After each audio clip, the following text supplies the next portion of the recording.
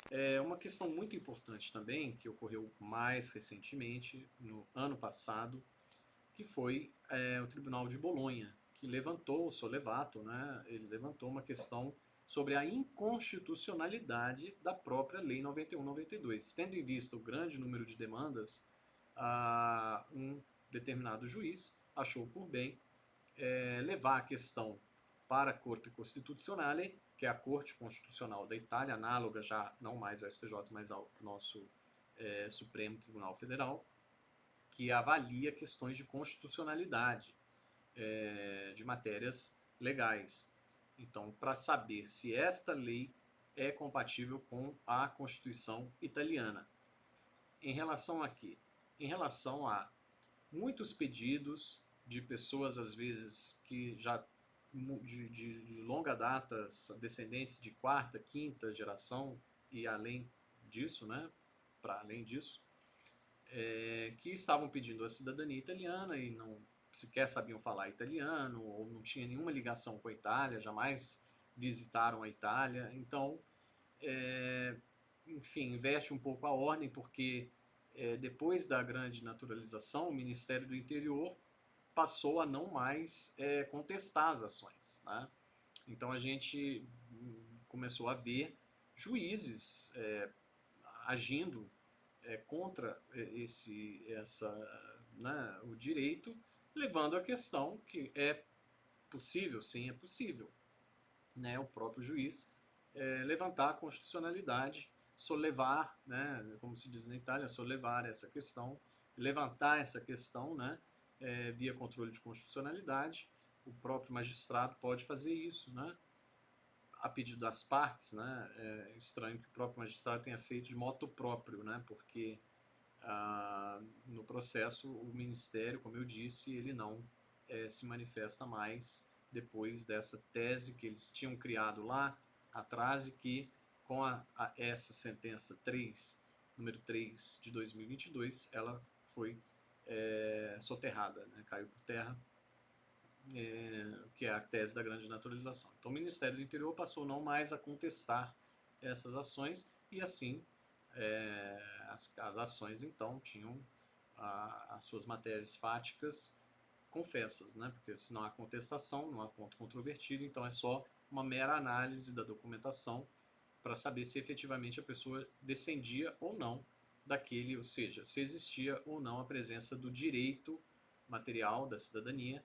Então era só uma questão de demonstrar que aquele cidadão emigrado da Itália e imigrado em solo brasileiro deixou uma prole, assim por diante, até chegar nos requerentes atuais. Então, que os requerentes atuais eram, então, por sua vez, descendentes daquele italiano que lá atrás emigrou da Itália e imigrou para o Brasil.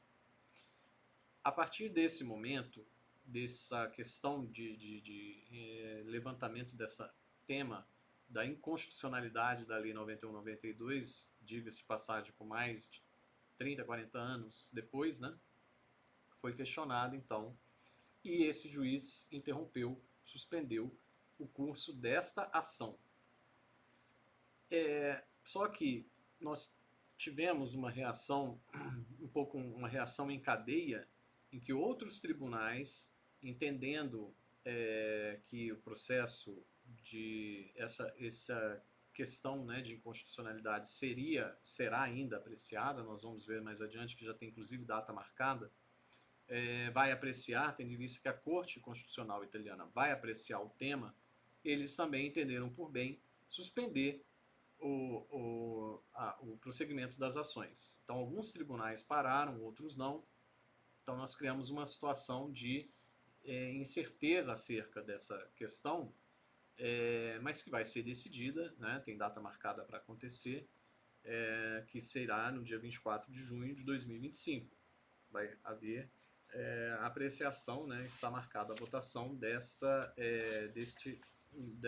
questão, né, da inconstitucionalidade da Lei 91/92, tendo em vista que as pessoas não mais têm laços afetivos com o Estado italiano, não têm mais o conhecimento da língua, não tem nenhuma relação com o Estado italiano, e, portanto, elas não seriam merecedoras de receber a nacionalidade por conta de não ter nenhum vínculo com o Estado italiano. Bom, essas foram as questões levantadas e vamos ver qual será a decisão da Corte Constitucional que vai haver em 24/6/2025. Quem viver, verá.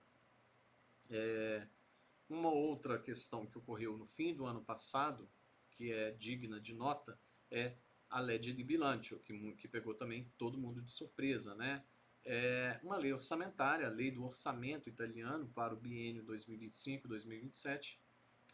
Então, quis se introduzir na lei orçamentária, que vota o orçamento do país inteiro, né? O que ele vai gastar dentro desse biênio, como vai gastar, né? É a lei orçamentária, como o Brasil tem também, a LOA, Lei Orçamentária Anual, na Itália Bienal, que foi discutida no parlamento no fim do ano, no apagar das luzes, óbvio, porque isso é normal, né? Não é uma questão por conta da cidadania, mas é porque é uma lei que se aprova mesmo no fim de um exercício para valer no próximo exercício, né? Exercício fiscal, né? Uma questão mais fiscal do país, né? De gastos públicos. E se introduziu, quis o legislador colocar ali uma surpresinha, né? Um easter egg, um ovo de Páscoa, que é o aumento, na verdade, não é nem aumento, né? É criar uma taxa de litisconsorte ativo. O que é isso? Bom, antes as ações tinham um contributo unificato, né, que é uma custa processual específica para o processo, independente do número de requerentes, ou seja, independente do número de litisconsortes ativos, né, da ação. Né? A gente tem o litisconsórcio necessário e o litisconsórcio que seria opcional, no caso esse é um opcional. Então você pode colocar mais pessoas no mesmo processo e desde que descendam do mesmo antepassado italiano. E a Itália achou por bem, o legislador, nesse caso italiano, achou por bem criar uma taxa para cada litisconsorte adicional de 600 euros para cada litisconsorte. Né? Diferentemente de todas as demais ações, somente para ações de reconhecimento da nacionalidade italiana, passou a vigir então a partir de 1º de janeiro de 2025 esse contributo unificato para cada requerente da ação, para cada litisconsorte. Não é? Então, na verdade, ferindo regras processuais, né, e também constitucionais, o princípio da igualdade, regras inclusive tributárias, né, o princípio da capacidade contributiva. Será que essas pessoas vão poder pagar um valor tão exorbitante, né, tendo em vista que 600 euros não é um valor trivial, né? Então, cada litisconsorte passou a ter. Então, essa legalidade da lei de bilancio, né, a lei de balanço, traduzindo ao pé da letra, né, que é a lei orçamentária, na verdade, ela também está sendo discutida neste momento, não tem data, mas está sendo objeto de levantamentos endoprocessuais dentro dos processos, questionando a legalidade desse dispositivo e também a constitucionalidade, né? A legalidade a gente já comentou, né? Com relação à capacidade tributária, você cria uma discriminação, né? Porque por outros processos, o uso capião, por exemplo, né? De várias pessoas, por que o litisconsórcio ativo da uso capião não paga a mesma coisa que, entenderam, né? Então, a cidadania passou a ser o único procedimento jurisdicional cujos litisconsortes têm que pagar uma taxa a mais. Aí, então, vocês tirem suas próprias conclusões, mesmo não sendo advogados, né? Vocês já têm um conhecimento aqui com o canal de que isso fere algumas normas, algumas regras jurídicas, tá? Então, diante disso, uma questão aí, nesse caso agora, positiva, né? A Corte Costituzionale, também provocada por alguém que pediu a nacionalidade pela via do casamento, a gente tem um vídeo dedicado somente à naturalização pelo casamento, a famosa cidadania por casamento, que é a naturalização pelo matrimônio. Então, muito recentemente, é do dia 5 ou 7 de março de 2025, a Corte Constitucional então declara inconstitucional o exame que foi instituído lá em 2018 via o decreto Salvini. No vídeo da cidadania vocês podem ver, da cidadania por casamento, para os processos de naturalização pelo matrimônio, naturalização italiana pelo matrimônio. Então, a Corte Constitucional agora declarou a inconstitucionalidade do exame para pessoas idosas ou pessoas com baixa capacidade cognitiva, que têm algum problema mental e que não consigam mais aprender a língua italiana para comprovar como pré-requisito, que passou a ser pré-requisito para obter a naturalização pelo casamento. Bom, a partir de um determinado momento do ano passado, começou a haver uma campanha, verdadeira campanha midiática contra os ítalo-descendentes, de uma forma geral. Uma campanha liderada por canais que são pertencentes ao próprio governo italiano, e aí vocês já podem imaginar quem está por trás disso, os canais da RAI, Radio Televisione Italiana, que é o canal oficial mais visto, e na Itália ainda se vê muita TV, então as pessoas ainda são muito influenciadas pela televisão, e os canais da rede estatal de televisão, rede oficial do governo, mas que tem uma programação bastante variada de telejornais, de outras coisas, outros programas de entretenimento, tem matérias jornalísticas que começaram a pulular na imprensa italiana, já criando um clima para a mudança da própria lei de cidadania, e não mexendo mais em matérias processuais, mas então mexendo já no direito substancial. O próprio direito material, ou seja, a própria Lei 91/92 começou a ser atacada. Atacada primeiro por essa manipulação da opinião pública, que começou muito fortemente, muito patentemente, nos canais televisivos, sobretudo da RAI, pertencente ao governo, e do grupo Mediaset, que é, por sua vez, pertencente à família Berlusconi, que por sua vez é fundadora do Forza Itália, que é o partido do vice-premier, deputado, ministro das Relações Exteriores, Antonio Tajani, que foi o mentor intelectual do Decreto-Lei número 36 de 2025.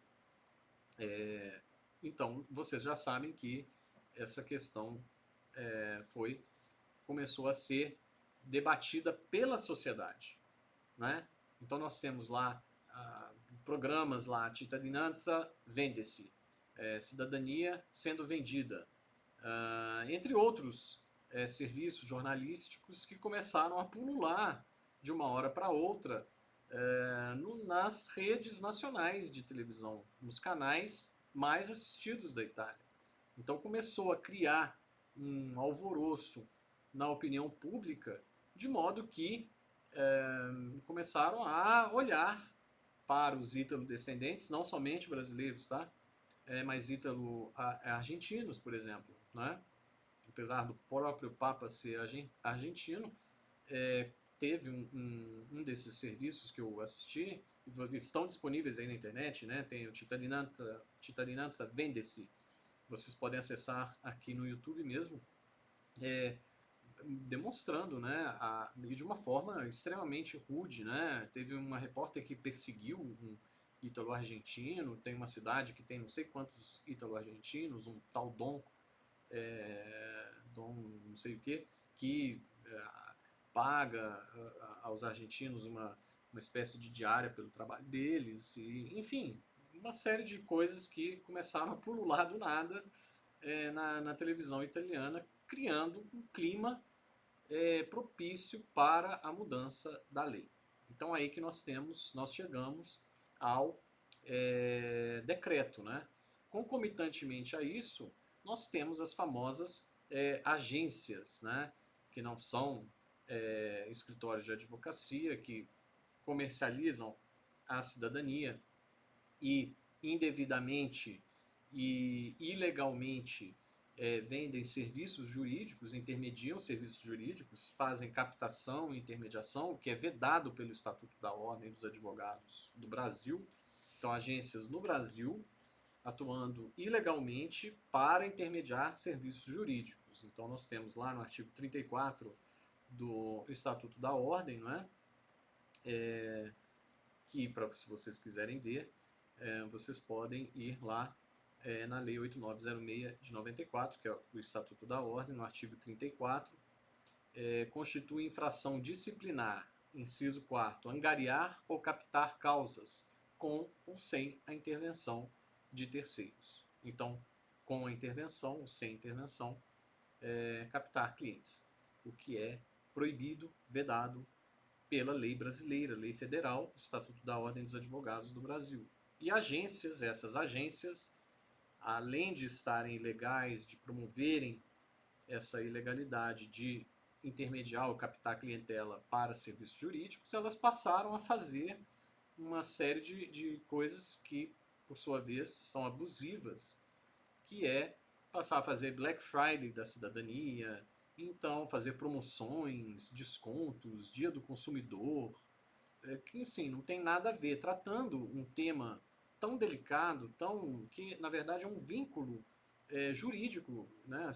A nacionalidade é um vínculo que a pessoa tem com o Estado Nacional. Então você não pode transformar isso numa mercantilização, né? E de fato aí isso pegou muito mal na sociedade italiana e, por sua vez, foi um dos motivos, né? Aí nós vamos ver a ratio desse decreto. O próprio ministro Antonio Tajani, ministro das Relações Exteriores, fez na conferência stampa uma conferência de imprensa logo após o decreto, em que ele explicou, entre outras coisas, né, essas questões de comercialização, de transformar numa mercadoria a nacionalidade italiana, como se fosse vender uma banana na feira, por exemplo. Então ele trouxe uma série de papéis lá que ele tirou da internet e começou a mostrar para todo mundo.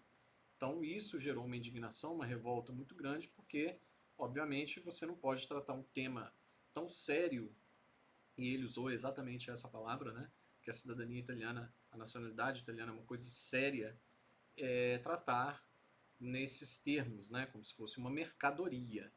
Então, obviamente que essas agências elas se defendem dizendo não, já havia uma intenção do legislador de mudar a lei de cidadania e isso foi um mero empurrão. Mas é óbvio que isso também cai muito mal na opinião pública e gera esse clima todo, né? Contribui para criar um clima de mudança dessa lei. Então nós chegamos à situação em que nós nos encontramos por uma série de fatores, inclusive por conta dessa atuação dessas agências que passaram a tratar um tema tão caro e tão sério às pessoas através de uma mercantilização, como se fosse uma mercadoria. E, por sua vez, também tem parcela de culpa nessa situação em que nós chegamos, porque não é um tema que deve ser tratado por agências, é um tema jurídico. Aliás, a cidadania é um serviço jurídico.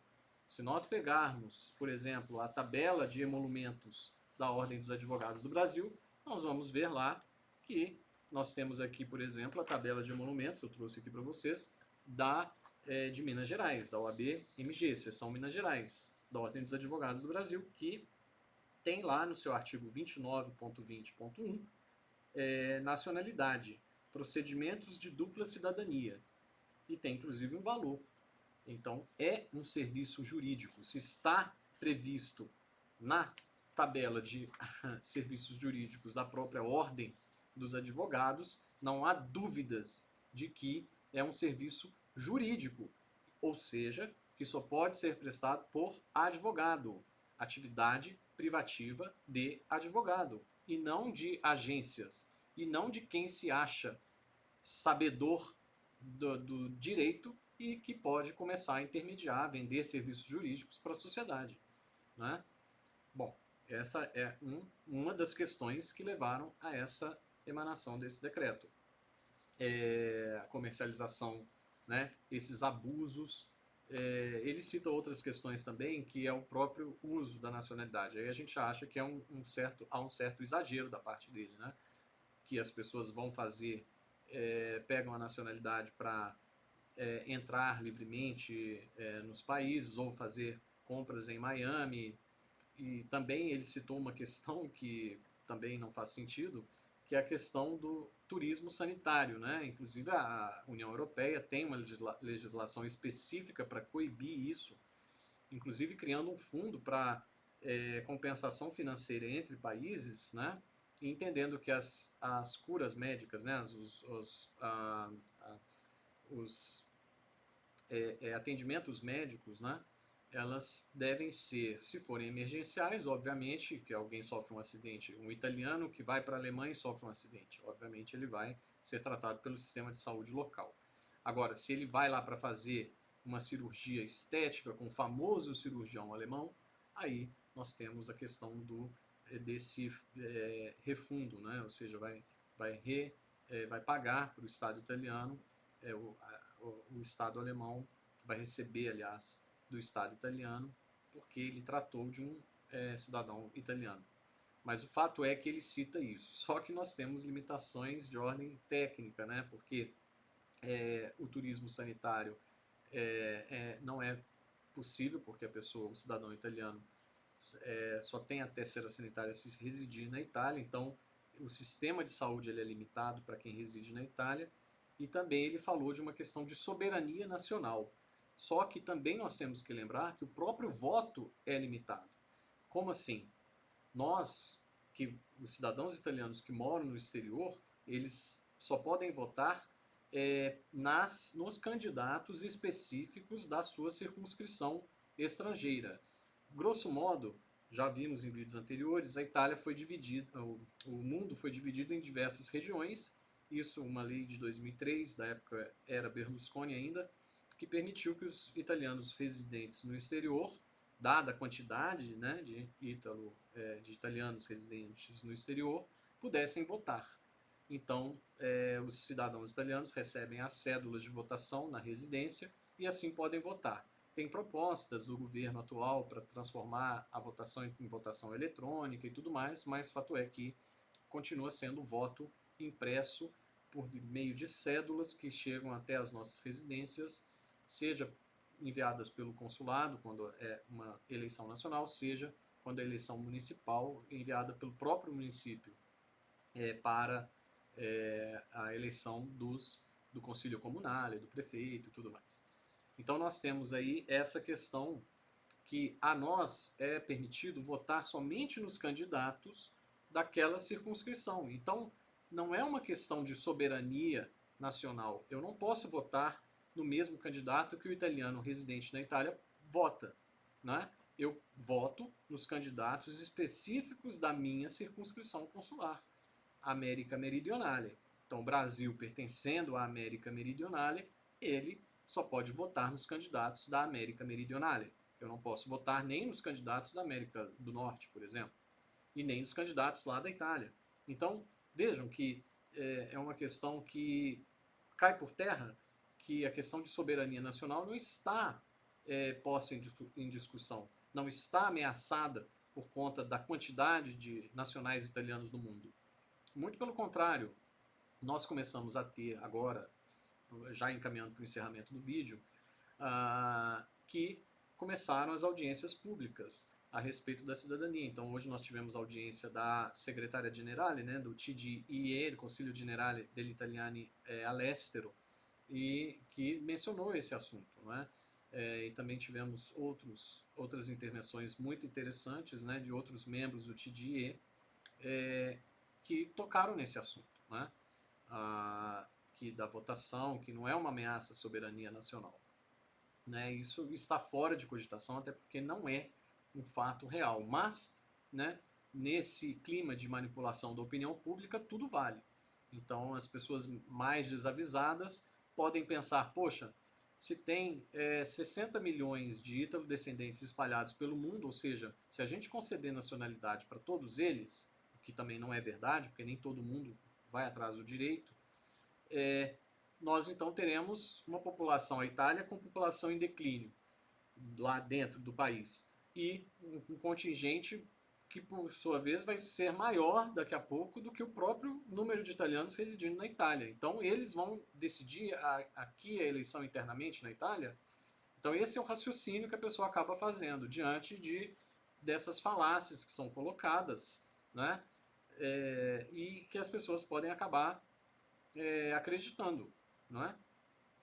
Então, nós temos agora, encaminhando para o fim, a votação do decreto. A votação já começou, já começaram as audiências públicas, a apresentação de emendas foi marcada para até o dia 16 de abril deste ano de 2025, porque ela tem uma tramitação de 2 meses, e a votação está marcada no Senado da República entre os dias 6 e 8 de maio de 2025. Então, logo mais a gente vai ter mais notícias e mais atualizações com relação à tramitação desse decreto-lei no parlamento italiano.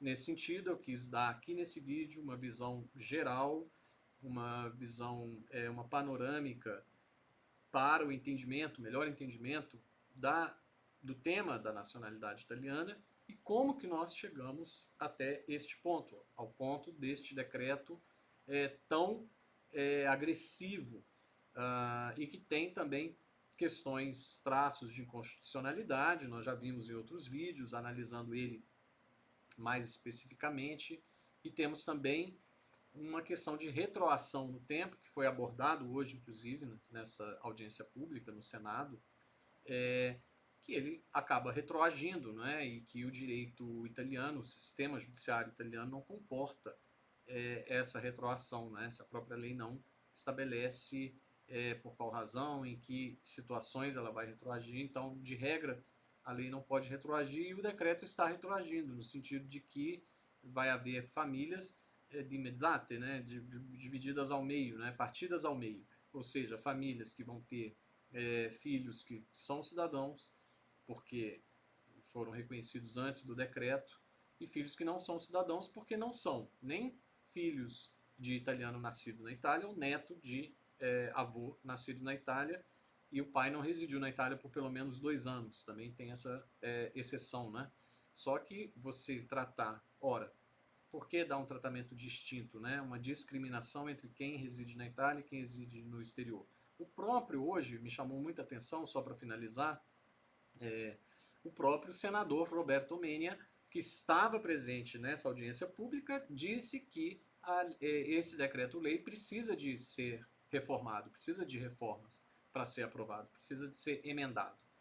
Nesses termos, então, eu termino o vídeo. Se você gostou do conteúdo, curta, compartilhe e ative o sininho para novos vídeos. Até lá!